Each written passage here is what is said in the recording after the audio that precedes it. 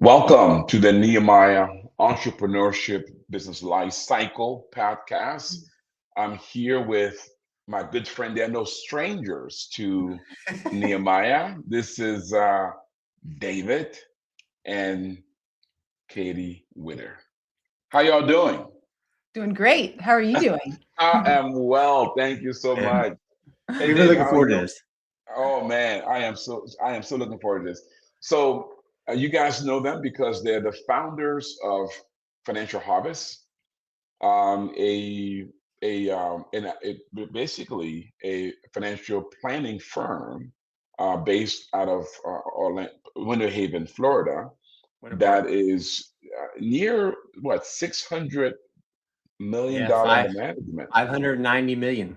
90 million. I'm just going to round that up, you know. Yes, Yeah, you can round exactly. it all up. Yeah, I'm a numbers guy. I don't really like to, Uh, hedge. I And know I'm you're 6'6", so I exact. say 600. I know that's right. Her and I on the same page here. Right, that's And right. but what's unique about them? Their growth curve have been incredibly impressive. And and David and I were talking about it the other day. I mean, they've just grown. I mean, your growth compared to the industry average. I mean, you're beating all the benchmark from a top bottom line, even in terms of asset growth, in terms of your client performance. Am I right, David? Yeah, we do benchmarking, and that's the story we can consistently see. Our annual compounded growth rate somewhere between 15 and 18%, and that's almost 3 times the industry standard. What's also interesting about your growth is that we've talked again when there was market downturn where others were struggling. You always outperform. I mean, it's like you're always on the good side of everything else.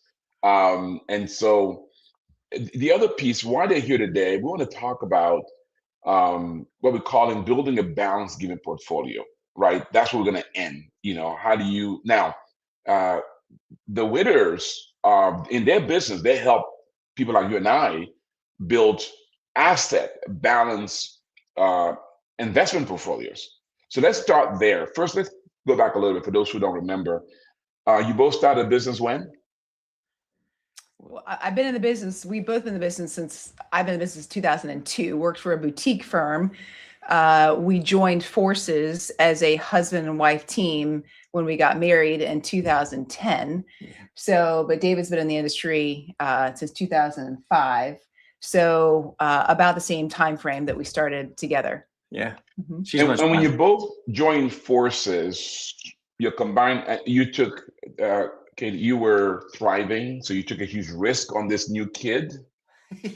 Worth it. New- Yes. new kid on the Wasn't block. sure at Just say- first, but it was so worth Yeah. it. But You're yes, worth it. you're She- right. When we she- did join, it was coming out of the 2008 financial crisis. I had a non-compete at the firm. I was with a boutique wealth management firm here in Winter Park. And when we did decide to join forces, it was a risk because, again, the non-compete and leaving a firm to join forces with somebody that we didn't have a whole lot of assets. So I think our combined, the assets, AUM, assets under management that we were able to manage that we got paid on was about $6 million, Yeah. which, You yes, which was $6 million. Yeah, that was the market bottom. I still remember it. March 9th, 2009. It was right around 6 million. And I mean, look at God, here we are. Look, incredible. I know, So like 100x. from $6 million to close to $600 million Yeah. over a period of how long? Let's see, 2026 to 2009. So 17 years. 17 years. David, what's interesting, you and I were at an event, I think it was. I think I had a chance to meet your mentor, the one who brought you into the business. And comparatively, it was just night and day what you've done. But you also married smart because you don't have a lot of personality, David. I mean, No, I don't, man. well, you've heard me say this before. When we did get married, our pastor said that he settled me down and David settled me, or then I settled David up. Yeah. So Yeah. that's it. That's so kind of what now happened. we're settled. So wonderful combination. So you married well. Exactly. So let me ask you first, Kate, what's been the key to your growth, you feel? I think that the biggest thing is staying committed to the goal. And I think when we did joined forces, sketching out our dreams, our ambitions, it was never about how much money we could make. I mean, it really wasn't. It was about building a business the right way with the right people, building this incredible culture that's God honoring. And that has been since day one. And it was extremely hard when we joined, when we were kind of cycling neutral for those first couple of years. But like David said, look at God. God has blessed us way more than we ever imagined. But I think it's consistent, it's commitment, it's working hard, it takes grit. But I think I also love that we always talk about we're on the same team. So we celebrate the highs together and we go through the challenges together. So when your outcome is driven together, I think that's been the biggest thing that we've really and all of that has been with kind of one hand tied behind your back, because you've been doing it as a stay-at-home mom as well. So you're taking care of the house front, you're part-time in the business and full-time in the home, right, Katie? Right. I have the great gift and blessing that I get to pick up our children from school every day. And that's something that when our son, who's 14, when he was 6 months old, we made that decision that I have the gift, because it's the honor of raising our children, but I also have the gift to stay mentally stimulated in the business, because I'm a very competitive, driven human being that went to business school for this reason. And I love to work, but I also love being a mom and a wife too. So I do have that unique ability to have balance. And is the balance perfect? Of course not. Is it challenging? Of course it is. But there are days when I feel extremely like I'm doing pretty well at one and not very well at the other. And there's days that might be turned upside down, but it is, you're right. But I think what we've kind of what David's giftedness is and what my giftedness is very unique. It's very different. I love people. I love marketing. I love events. I love being out in the community. So that's where a lot of kind of our inflow comes from, our relationship driven from those relationships that I've been able to make with professionals. Before I go to Dave, talk about we think the growth has been, can you mention one more question? At a time where you're a very competitive woman, you're beautiful and you're very accomplished. But talk to me a bit about how you guys, the choice of making a home your number one priority in a season where many women with your combined accomplishment will feel like, well, wait a minute, I've got an MBA. I mean, wait a minute. Talk a bit about that a little bit, because I think there's some confusion sometimes that people feel that what the choice you made is almost saying, I'm not as good as my husband. Could you talk about that in the woman-lib environment? We've talked about this a lot lately because he honors me. And I say this to him, and not just, he is the most driven, smartest, best human that I know. And that goes as a father, as a business owner, as a leader of our household. I mean that truly. And he always makes me feel so valuable. And valuable in the home and valuable asset at the firm. So there's times when I have struggled for sure, but I think he just makes me feel important, and he's just an incredible leader. And like I said, he's the one leading the firm. He's the one leading our house. And I'm very traditional in that I love the man to be the leader of the household, the spiritual leader, but also I can support him, but he doesn't make me feel that we're unequal. So I think I think that's why I marvel at how well our marriage works, at home, and then also as a partnership in the office. The key too is that because you respect, if you didn't respect them, you would not be submitting in the way you are. Right. So that's part of this. So marry somebody you truly respect and Absolutely. honor. And he's, yes, without. And when you married him, it was potential at that moment. And Lord, yes. She didn't marry me for the money, that's for sure. You called it right. What was it in him that you saw back then? I mean, what was the diamond in the rough that you saw? Because he loved Jesus. Oh, there it is. Good Without answer. a doubt. But he also, he loved Jesus, but he was just, I fell in love with him before. Our story, but it's just, we started running together and going to church together, and we became really good friends prior to any sort of relationship that we had, more than just a friendship. And I love that he loved the Lord, and I love that he was driven too. And it's like he just said, it wasn't because of his financial success. It was because He just worked hard. And it was very attractive to me to marry somebody and to be with somebody that loved the Lord first, and that also know that he was going to take care of me. Man, you hear that? You want to marry a beautiful woman? Work hard. That's attractive to me. It is I like attractive. that. I like that. But it was So, right. It was right. But what has been the key to the growth you feel? Talking to me now? Yeah. Jay, you talk now. Yeah. No, he's smart. He starts with the start of the show. So, oh man, key to the growth. Man, Patrice, if I had to really narrow it down to two things, one would be just continuous coming to the Lord in prayer. And Lord, it's all yours. Our people, our team here, this bride, our family, the business, the clients that we have the privilege to serve. And Lord, just help us to do it really well. Help us to continue to develop our skill and learn and come up with new ways to help our clients whenever we have challenging decisions or maybe a lack of clarity or maybe even crisis in the market. Constant prayer, like every morning, every night. Lord, like give us discernment. Show us how you want us to move. How can we lead our clients through this time of troubling fear? So I'd say that's one, and then two is really you. And I think the Holy Spirit works through you in amazing ways. And I know I've shared that before, but I came from blue collar and almost like a fear of being successful. Like, am I really worthy of earning high income? Right. And your biblical entrepreneurship, you went through what's the purpose of wealth. And that was so freeing to me that you're like, well, David, if you, God willing, grow the firm, right, you can hire more people.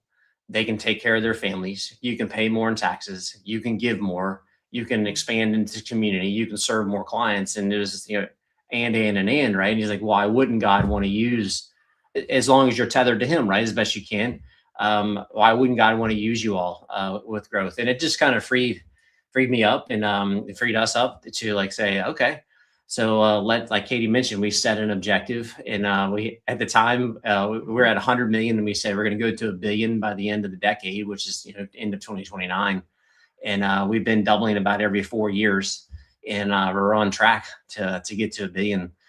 So I think those are the two things: just continuous communion with him, and then number two, having a spiritual leader in your life like you, Patrice, that kind of points out the biblical principles and the truths that wealth riches is not the root of all evil. It's the covetousness of that, right? And that it's all from him. And then let him use you and your team and the people he puts around you just to serve more and more clients and then just grow. And from yes, and I think from a professional standpoint, I think a lot of the reasons for our success as a firm, again, as I alluded to earlier, is building an amazing team. Yes. But it goes to, we have this saying in our firm, it's start first, move fast, persist. So always being first to market. So for example, during COVID, we didn't run and hide. We were out there doing, whether it was webinars or podcasts or video conferences with our clients. So it's something too, is always be learning. Always learn. And it's not the status quo. We're just going to put things on cruise control because we're doing pretty well. Let's just stay the way we are. But that's just not the way what we believe in. So I think we're always out seeking new ideas, coming up with new ideas and new material to better serve our clients. So I think that's the continual growth, is because we're continuing to learn. Wow. Because we have a lot to learn. A learning culture. I'm hearing people, having the right people, you both being on the same thing. I'm hearing prayer, the Lord having good guidance. You brought this up, but I want to highlight it. You also run your business by systems. You have an amazing marketing system. You have an amazing hiring system. And of course, the system that you employ in onboarding your clients as well as managing their portfolio. You're a very system-driven firm. Would you say that? Yes, without a doubt. And that's not how we started. When I talked about the beginning couple of years, and I truly mean we cycled in neutral, thinking, oh my goodness, what did we do? But because we weren't making any progress. Why? Because we didn't have any systems in place. And when we started being so disciplined about the systematic approach to everything, like you said, the hiring process, the way that we manage portfolios, Just every marketing, every single thing became systematic, and that is always improving, always evolving, because social media wasn't as prevalent as it was 10 years ago or 15 years ago. So we're continuing, because we have a lot to learn. And that's why we have a great network around us that's helping us to continue to be better and improve. I love it. I'm talking with David and Katie Witter. They are the founders and the owners of an amazing wealth management firm in Winter Haven, Florida, called Financial Harvest. They are pressing on $600 million under management, have clients all over the nation. And let's talk a bit about your uniqueness as a firm. So somebody watching and listening, they're saying, wow, I mean, talk a bit about what's your value proposition as a firm, and what kind of client do you guys are best suited for? Yeah, I think one way to say it is a virtual family office. And for your listeners that maybe aren't familiar with some of those terms, when families have significant wealth, meaning like hundreds of millions of dollars, they'll actually have a team of experts, estate planners, tax, wealth, investments, that just work for that one family. And what we like to say is a virtual family office is, because of the way that we can coordinate with the other experts, the other professionals, and do it in a comprehensive way, we can bring family office type services and continuity to those that don't have hundreds of millions of dollars, and have a really cohesive strategy that is bringing in all those other strategic important areas. Like I said, like with the investments, with estate planning, with tax mitigation, with asset protection, and charitable impact. And we've seen a lot of traction with that. And we're able to compete with the bigger firms to say, oh, we do all that under one roof. But by us, our counter narrative is, well, we can have a virtual family office with the best of the best in each of those expert domains, and we can find them, nationally, even globally. And because of what we're doing right now, video, right, we can bring in the best teams to you. And oh, by the way, the partners that we partner with, their business owners are partners in their own firms, like they're business owners. That's very different than like working with an employee of a large institution for your comprehensive planning. So I think that's how we've been competitive, bringing that comprehensiveness to our clients. Oh, that is so good. With that, let's talk about this idea of a building an investment portfolio as we transition to giving portfolio. Because typically, when somebody comes to you guys, you're not putting all the asset in one bucket. Talk about that. Why is it important to have a balanced investment portfolio, and what might it look like for an investor? Yeah. Well, the last 2 years is a perfect example. So in 2024, U.S. stocks outperformed. Like it was one of the best performing countries out there. It wasn't the best, but if you have about 60 countries where you can invest your capital, the U.S. is probably in the top 15 in terms of market rates of return in 2024. Well, now this most recent year in 2025, international company, by and large, outperformed the U.S. by a significant margin. So for our clients, we place about 10% of their wealth in something called international small cap value companies. And it went up 50% last year. Wow. So that's an example of having diversification, because you don't know when an asset category is going to have a pop and really like take off. And you got to be allocated there before the move starts to happen. Because if you try and react to it, you're late. Like you've already given up some of the return. And the reason it's really important to our clients, especially those that are nearing or in retirement and they're drawing money out, fundamental rule of investing, you buy low and you sell high. Well, if you have an asset category last year that went up by 50%, we have something that we can prune back, just like a bush, right? We can prune that back, and it just really amplifies the returns over time and gives them places where they can go to pull for their investment income. So an example right now, when people watch the news, they're hearing a lot about AI and data centers driving capital investment. So are you saying we shouldn't just all move our money to AI and data centers? Well, that's what's been the big run up the last 10 years. I mean, that's been going on for a long time. And actually what's happening now, it's flipping. Now investors that were heavy into AI and data centers, they're starting to realize holy cow, NVIDIA was trading at 30 times earnings. So there's a little bit of a pullback now from some of those technology stocks. and they're moving into other stocks that are going to benefit from the AI. And so, you gotta be, diversified to be able to capture, both of those movements in the market. I love it. Katie, with that in mind, as we talk about this idea of diversified portfolio, you guys approach giving in a very diversified way. I want to start with you because it kind of began with your impulse. All right. I want to first talk about the philosophy of giving. Well, first, let me go back a little bit. So to our listening audience, the Witters, they're tithe out of their profits. And they're very committed to the principle of tithing. That's a principle that Christians do, principle that Jews do based on scripture. And they're also very committed to giving what we call time, talents, and treasure. So first, before we get to treasure, let's start with time and talent. You both like to give to things or people that you guys are involved with. An example, you guys give to Nehemiah as an example. Last year, you guys hosted, thank you for that, our Impact Brunch over in Orlando, Florida. So let's talk about it. Katie, you are an elder at your church. You for the second time around. Normally it's one cycle, but you were so good about your back. Is that I didn't correct? have anybody else to choose from. Couldn't do without her. So let's talk about so first your church involved. Let's talk about that, and let's talk about your hospitality. You host a lot of stuff in your homes. Talk about first your philosophy of giving your talents and time. Like I said earlier, I love people. I love making people happy. So going to the hosting, for example, this Sunday evening, we're hosting our Couples of the Bible Sunday School class that we've been a part of for the last 14 years.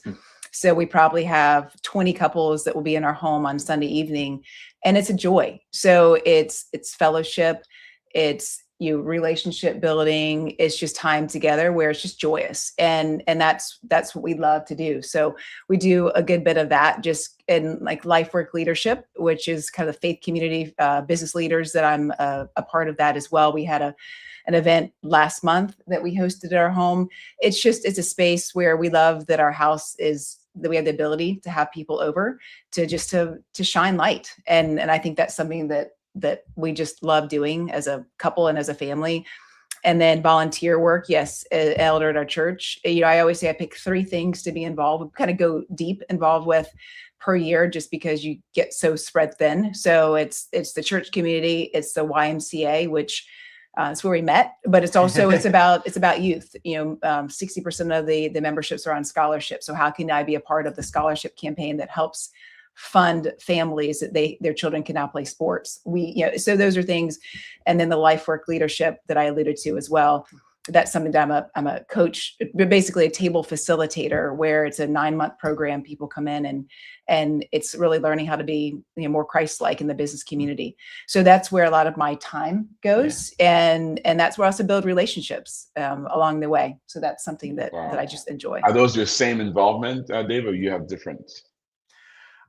I don't know where I'm involved. I mean, Here, I just gotta show up. I was like, other people run my calendar, and I just show up where I need to be, right?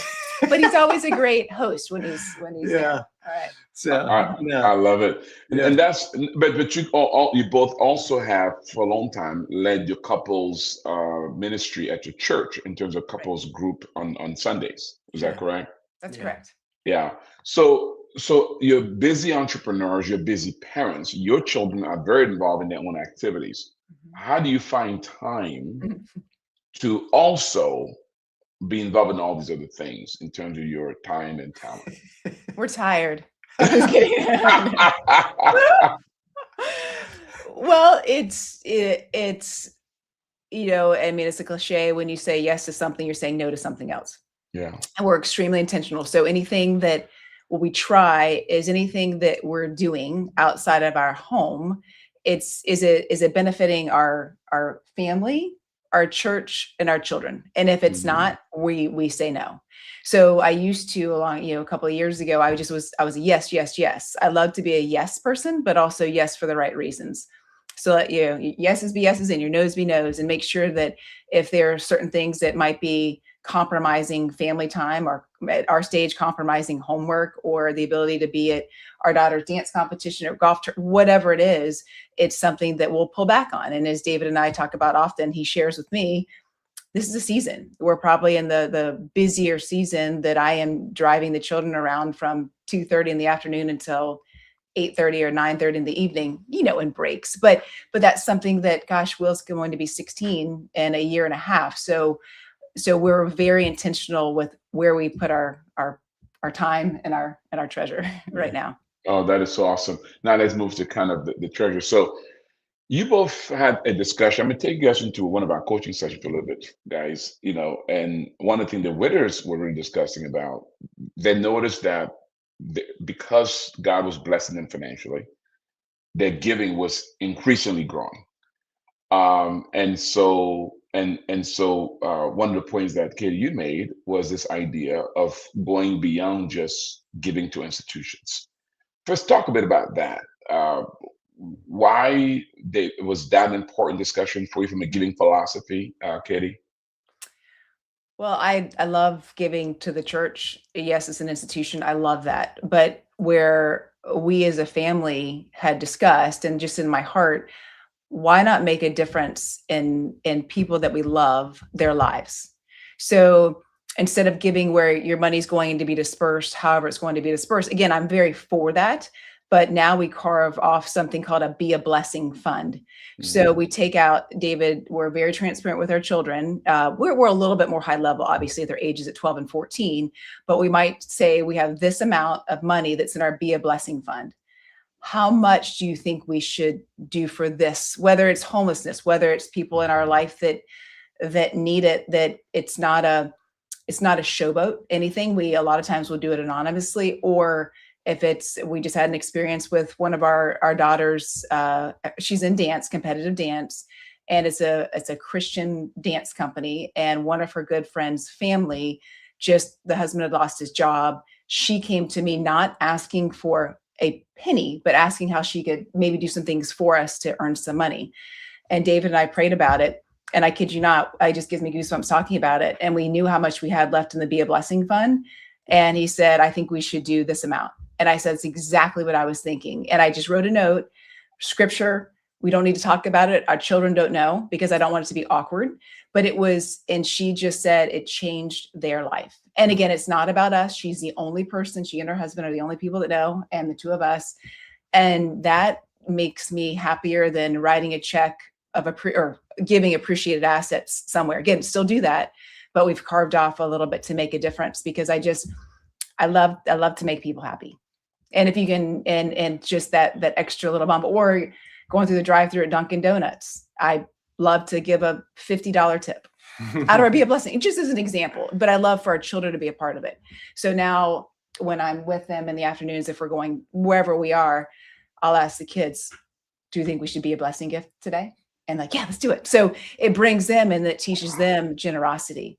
So now when you're around your children, and again, it's not about, oh, we have so much money. That is not it at all. It's, we have big hearts. Our family, we want our children to have hearts that want to make others happy. And you never know, maybe somebody's having a bad day, maybe they're not a believer, maybe whatever it is, and that could just change. Like, people are good potentially. And it's just something that we just started this a few years ago, which is just the most fun money to give to me. That is so good. David, you are you have a. We lost audio. Are you there? Okay, sorry, you broke up. Start your question over again. Yeah. You've embraced your wife's philosophy of what I'm calling going beyond just institutional giving. What has that meant for you? In terms of, you've experienced that diversified giving portfolio idea. Yeah. No, thank you. I mean, yeah, like the institutional aspect of it, it just came from, I don't know, ever since I was a kid, I think God used my competitive swimming growing up. I just learned early on. I had an amazing coach that was a technician.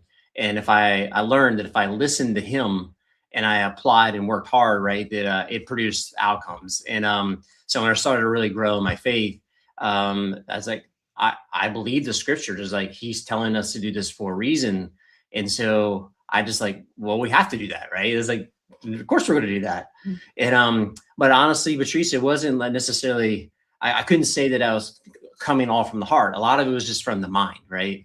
And so then when Katie and I got married and we were trying to become oneness with that, and what I learned was it doesn't have to be or like, oh, we're only going to do, giving to families and stuff like that, or we're only going to give to institutions. It's like, well, why not make it and so we set money aside each month and roughly quarterly, like we'll do some institutional giving, and then we rebuild the blessing fund, and I say, hey, this is how much is in there. It's all got to go out. So that's all that matters is make it go out. And I will say too, when we got married, I was not that way. I was a closed-fisted giver. And there's things that happened because of David and my spiritual growth and my journey that changed my heart, because every blessing, every good and perfect gift is from him. Like it's it. And so it really has evolved over the years, because I certainly didn't start with, I just remember when it was before we got married, I was so proud that I was giving probably 2% of my salary. I took a check down to the church and gave it to my pastor, thinking I was so good. And now I look back thinking how silly. I wasn't even being obedient. And just the way that I think as we spiritually mature, and it's all about communication. And David's been so great about being so open to having the conversation of maybe changing his way, not his way, but now it's our way. And you kind of come in the middle, which has been great. And it goes back to, there's been times when, so we can't afford to give this much, or we can't, and David will say, we can't afford not to. And he looks back, I mean, even it just with maybe extra, expenditures in our world or whatever it is in our current personal life. I just sort of giggle now. I'm like, you are so good. Like, you're such a good, but I love it. It's just, but it makes me, but there's never an argument anymore. Wow. Never. There was when we first got married, just because, again, my heart was not a giving. It was a make people happy heart, but it was not a giving heart. And now it's totally changed. Let's talk a bit about that, because that people, I'm sorry, go ahead, David, go ahead. Yeah, sorry, because this is a really cool way God uses things. So Katie mentioned she volunteers and helps with Lifework Leadership. And I went through Lifework Leadership in 2008, 2009 in the midst of the financial crisis. And one of the things, there's a whole session on generosity. Mm-hmm. And I still remember the speaker said, if you're obedient to God, given the 10%, do you think it's harder to do it with small numbers or with big numbers? And at the time, right, we just talked about earlier, 6 million versus 600 million. So God has just overwhelmed us with favor and blessing. But at that moment in time early on, I was like, man, if I don't embrace being obedient to him early on, it's not going to get easier with bigger numbers. Right. So it's like you get in the practice of it. And sometimes Katie's like, are we really going to give that much away? I'm like, it's just, thank you to you, Patrice. It's just a ratio. Yeah. It's like, not ours anyway. It's right. We're just renting. Love it. Yeah. Question, because we have a ministry in Nehemiah called Couples in Business, where we really work with couples in alignment. You guys have spoken there before. We appreciate it. Let's talk about that journey, because many times couples struggle to get on the same page as you guys have. And Katie, I'm so grateful for your transparency about your early struggles in giving. So what are some techniques or approaches that you can share with the couples as to how do you go from, one more being willing to give their time, not necessarily their money, and the other believing in tithing? How do you go from there to oneness as you guys have? What are some tricks you can share with some of the couples? Well, I know even our Pastor Swanson said initially, it doesn't matter if you don't give, start small. Mm-hmm. So it doesn't matter if you give, I mean, biblically, yes, 10%. That's, of course, it's in scripture, but start small and start doing a little bit there. And then when you really become disciplined, like David shared, it's a much bigger number as you make more income. but I think, I mean, I really truly feel being a mom and being a wife and raising children completely changed my heart. And I think it's because how blessed, it's not about financial blessings. It's blessed because I have the ability that I have this amazing spouse, that I was able to have children, that they're healthy. Like so it's something that I just feel extremely, God's blessed us. So what's holding us back from doing what we're supposed to do because of all that he's given us?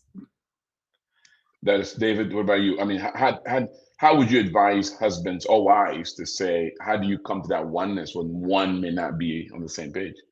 Well, I mean, transparently, for me, like sometimes it was like I was almost scared, right? Because I love her more than anything on earth, but I love Jesus and love the Lord, and I always felt like this tension. I was worried, like, well, I want to give the 10%, but what if she says, well, are we really going to give that much?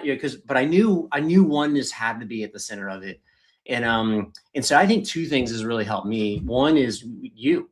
Like having that monthly time to talk with you, and always you're pointing back to scriptures, and then you meet with the two of us, twice per year.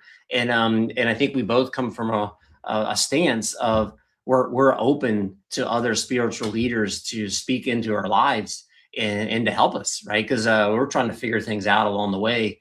And then number two is, you mentioned the couples ministry. So in that couples ministry, if we're facilitating the couples class, and there's work to do, conversations, questions leading up to it, it's like, who are we to sit up there and chirp at people if we aren't like doing the work ourselves?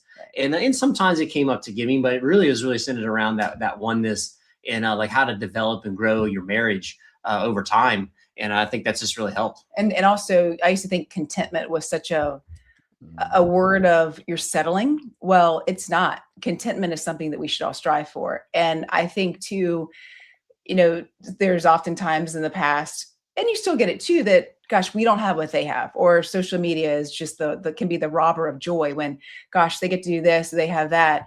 And I think too, just growing in your faith and becoming more content and not comparing yourself to others this is our life. This is our world. We're not going to compare it to so-and-so that might have 10 times as much as we do, or the bigger house. And I think that, to me, that's been something that I struggled with in the past, where it was comparing to other people, until really understanding that this is us. This is how we're living and we're building, and knowing how contentment has been such a huge word of mine that I'm really striving to. So when you're really content, it's very easy to give. It really is. That is so good. There are people who are watching and listening. They might be saying, but and David, I think you gave a response to this, but I want to ask it again, which is, okay, guys, that's all fair and good, but you have much. So I don't have much. And I think you gave some tips there as well, Katie, about how to approach that. So how do I approach? I want to be a giver, but I don't have enough to take care of my stuff right now. I'm not where the Witters are. Well, I think that's when we got married, we had very little. I mean, David would say we didn't have two nickels rubbed together. I had a bit of a buyout.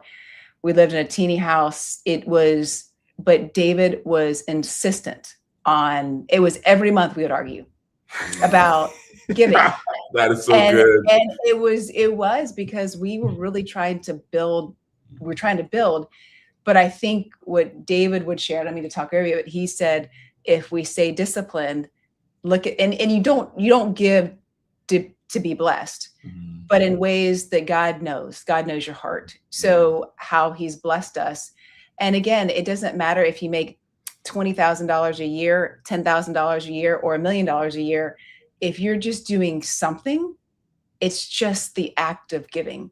And it doesn't have to be, I think that's something that a lot of people hold to. It has to be the 10%, or I'm not a good person or a good Christian. That's something. That's legalism, right? That's legalism. Completely. Yeah. It doesn't matter. It's between you and God, and it doesn't matter. But if you just do something, and then the more you make, or maybe it's the same amount that you make for your lifetime. But I think just that discipline of giving just a little bit, and then maybe you start to give a little bit more to reach that whatever percent you want to do. It doesn't have to be a strict percentage. And I think that's the biggest thing, is don't set yourself up think that you're not doing enough because you can't do very much. I just think even just a little bit goes a long way. Well, I remember real quick story, we were doing something for Kate's Stone Dance Academy, which is her dance company, and we were giving to they have a scholarship fund.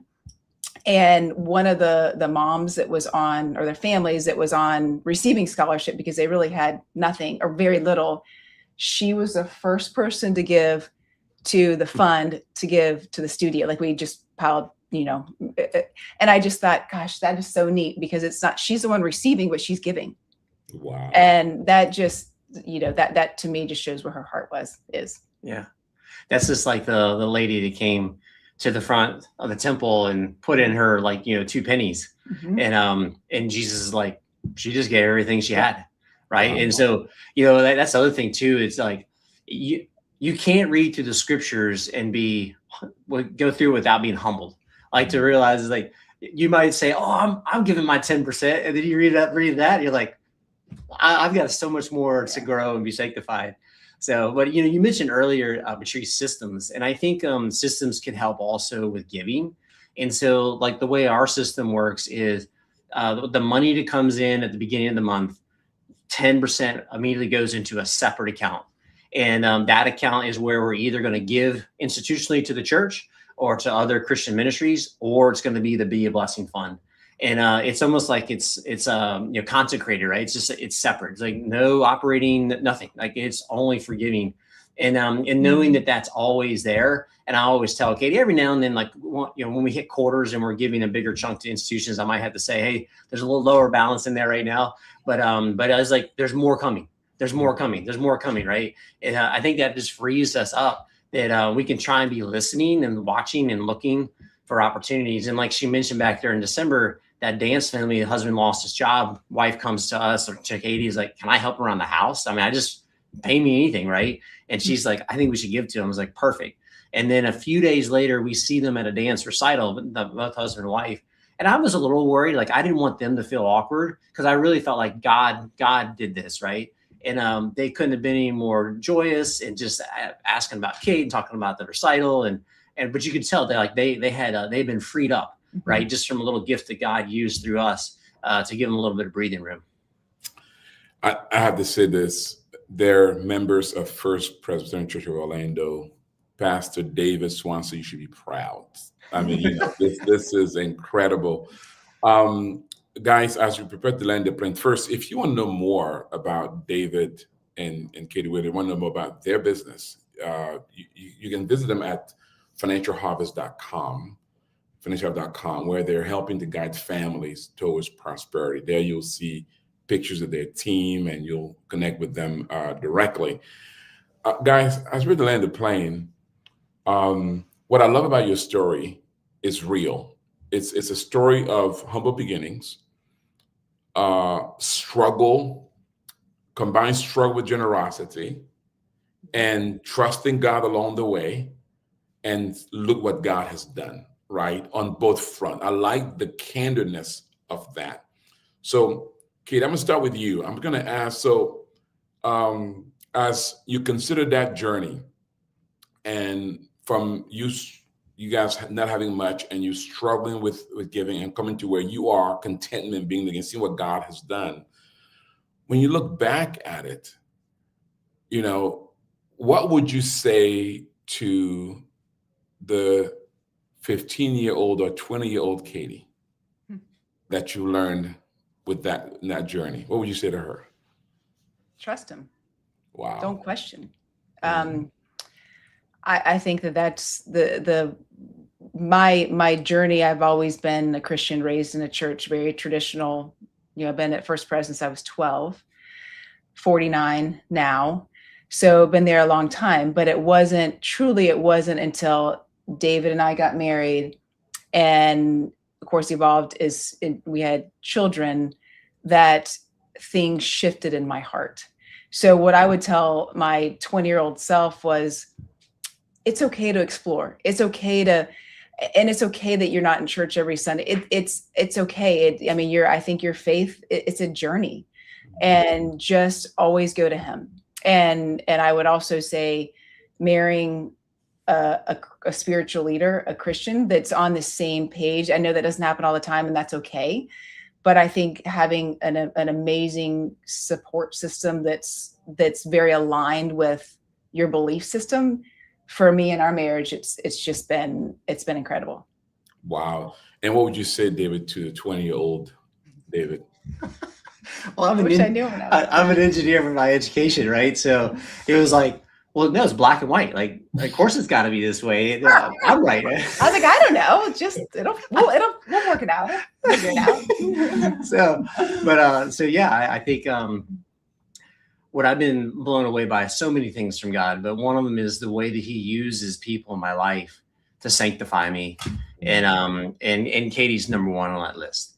And just being open to hearing her heart and seeing her heart the way that she wants to be generous to those that may be very close to us or those that we pass by on the street walking to church. It's truly amazing to see her generosity just show up at just the right moment. And I might be one of those and be like, oh, I've already given my 10 for the month, and I'm just going to walk by this guy that's sitting there asking for food. I mean, I still need to be sanctified there. And one of the beautiful byproducts of that is that because she does it openly, our kids get to see that and they get excited. Like they genuinely feel God's Holy Spirit and joy when we can give $100 tip to a lady at Dunkin' Donuts, and you would have thought we paid off her mortgage. I mean, she was just lit up, tears, joyous laughter. I can't believe you're doing this, right? Wanting to hug us. And like, it's not us, it's His, but like being able to experience just a simple moment like that, it's just such a gift to our whole family. What I love about what you just said, that you made a little statement there that I want to make sure our listeners and viewers cut. You talked about those of us, I'm putting words in your mouth here, those who are legalistic might do the 10th, but walk by that person who's hungry and do nothing because they've done their duty. Right. While Katie may not be stuck on the 10th, but she will not ignore that person. Yeah. Right. That her heart will move. And when you bring those two together, when you bring the David and Katie together, that creates a balanced given portfolio. Right. It's a both end. I mean, that is so beautiful what you guys have done. So friends, what we've learned here is that a balanced given portfolio, it's not just about treasure. It's about time, talents, and treasure that both involved in the local church, involved in various ministries. And by the way, without ignoring their children and their primary ministry, which is their family and their work. Also, diversifying your giving to include individuals, ministries, and of course, the local church. Guys, don't leave yet, because I have one last question to ask you before I do, though. Listen, if you want to know more about the Witters, you want to connect with them directly, or learn about their business, how you can join them in this journey of transformational growth and giving. You can visit them at financialharvest.com, where they are guiding families towards prosperity. I like that. They're guiding family towards prosperity, and they're living it as well. They're talking about it. They're modeling that very behavior. They're based out of Winter Haven, Florida, but they take on clients all over the nations, and I'm sure even the world, as long as you meet SEC regulations. Yeah, we're global, baby. We're global. Yeah, global. I love it. The other thing also, I got one more question to ask them, so don't you leave yet. If you want to know more about the Nehemiah entrepreneurship community, you can visit us at the NehemiahEcommunity.com. There you can learn about our training program, our coaching program, and how you can become a member of this 5,000 and growing community from Asia, Africa, Europe, Latin America, from all over the world. And also, don't forget, if you enjoy this podcast, I want you to share it. Share with your friends. Friends share with friends that which they love and be inspired by and enjoy. So share. Don't share that junk stuff. Share this stuff, right? Share it in your Facebook. Share it in your YouTube. Share it in your LinkedIn, wherever it is. Share with your friends. All right. Also, follow up on YouTube, follow us on Facebook and on LinkedIn. We'll love for you to be part of our community as well. Well, before my last question, David and Katie, thank you. Because of your generosity to Nehemiah, I'm leaving in 2 weeks. I'll be in Kenya working with close to 100 entrepreneurs there. We actually going to be opening up a local office there to serve entrepreneurs, not just there throughout Africa. Because of your generosity, in May, we're doing a conference in Asia where we'll be serving entrepreneurs there. Thanks so much for that. There's only one thing I'm going to ask of you. One day, I want you to come with you, either Asia of Africa, right? So We're working on that. Right. That's right. So one day, I want you guys to come in and here's, I guarantee you, it will not only be fun. You'll get the chance to see the fruit of your investment, and we'll give you a great time. If it's Africa, we'll add what's that thing? The safari. Safari. That's right. Right. So that's on our bucket list. That's right. Guys, let me ask you one more question before I let you go. Give us some advice to our listeners and viewers. There's a prediction that we're moving into a season of abundance around the globe because of AI and because of what's happening with the overall global supply chain, technology, and so forth. There are people watching and listening right now, and they're saying, you know what? I never solved that part of my lot. They're struggling, and they can't even comprehend how they can be a part of this new age of abundance. You guide families towards prosperity. That's what you said in your website. You do that, and you've done that for yourself and for many families. So let's start with you, Katie. What advice would you give to a family or individual who watching right now and saying, I'm not sure if that's me, if I can achieve that? What advice would you give them? It's, what I shared earlier, it's starting small. And if it's not something they can achieve, it goes back to don't compare, do what's best in your world. What makes sense for you? And if you start, maybe it's not even the tithe that you start with. Maybe it's the volunteering. Maybe we talk to our children quite a bit about let's go volunteer, or let's go to maybe a third world country or to the homeless. It starts to change your heart when you see how others live and you say, gosh, I may not have as much as they do, but I have a whole lot more than this person on the street, whatever the example is. But I think something that if you're not ready to tithe or to give, maybe it is just start to volunteer, to be around, to help others. So maybe that does shift your heart in a way that then you maybe want to give to that homeless shelter or whatever it is. So I think that that's something that it's your heart and that has to be shaped, and we talk about systems, but if systems isn't your thing, then start with what's inside of you to maybe make a difference in somebody else's life. And I just think that will just start the foundation of a shift in your heart. And actually, and every year you guys host you guys call it a season of generosity. What do you guys call it? Celebration. Yes. Celebration of it's called COG. Yes. Celebration of generosity. Yes. Yeah. Well, you use that to cultivate generosity among your clients. Yeah. Correct. Right. So yes. And you even match what they give to whatever organizations there with that season. Mm-hmm. That's incredible. Have you seen your clients growing your clients? Have you done that season? It's amazing. 100%. It's amazing. Mm-hmm. Wow. Yeah. David, what advice would you give our listeners and viewers? My favorite, story in the Bible is the parable of the talents. And a couple of things. One is remember that some start with 1, some start with 2, some start with 5. But what God calls us to do is to stewardship and grow those, like stewardship and grow what he's given you. And so no matter where your role, your knowledge, your skills, your business, what you're up to in the marketplace, just keep learning, keep making offers, keep helping, keep growing. And God's going to use that. Like he's going to use that effort that you're putting into trying to grow your ability to help others, and he'll bless that. And so just lean in and continue to grow. And like Katie said, on the systems, you set money aside. I thought where you're going to go is how can people begin to save, right? Mm-hmm. And in our systems, I mentioned the first 10% goes into a separate account. And then the next chunk goes into savings and investments. And then the next chunk gets set aside for taxes, right? For the government, and then whatever's left over is what we spend. So that's a system that's worked for us for decades.